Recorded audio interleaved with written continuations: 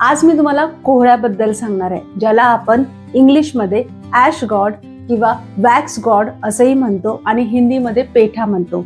हा कोहळा आपण काही लोक घराच्या मुख्य दरवाजावर आतल्या साईडला किंवा बाहेरच्या साईडला लावतो. तर आता आपण हा का लावला पाहिजे हे मी काही रिझन्स तुम्हाला सांगणार आहे. कोहळा जर मेन एंट्रन्सच्या वरती हँग केला असेल, जर तुम्हाला तंत्रबाधा, नजरबाधा, भूत प्रेत बाधा झाली असेल किंवा लागली असेल तर ती घरामध्ये प्रवेश करत नाही.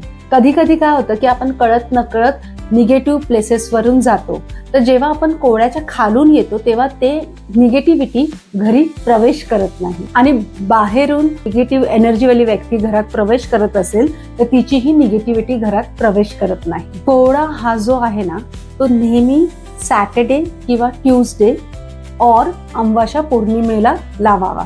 कोहळा काय करतो तर ती निगेटिव्ह एनर्जी खेचून घेतो. तर जर तो 8 दिवसाच्या आत खराब झाला असेल तर तुमच्याकडे खूप निगेटिव्हिटी आलेली होती जी त्याने खेचून घेतलेली आहे. अशा वेळी काय करायचं तर तो कोहळा, खराब झालेला कोहळा लगेच काढायचा आणि नवीन कोहळा पुन्हा लावायचा. कधी काय होतं की आपल्या घरीच पॉझिटिव्हिटी खूप असते, तर कोहळा भरपूर दिवस, महिने टिकतो, इवन वर्षही टिकतो.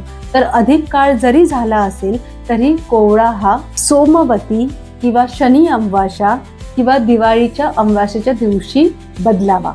हे काही आध्यात्मिक फायदे मी तुम्हाला कोहळ्याचे सांगितले आहेत. जर तुम्ही मेन डोअरला कोहळा लावला नसेल तर तो नक्की लावा, हँग करा आणि मला नक्की त्याचे काय परिणाम होतात हे माझ्याशी नक्की शेअर करा.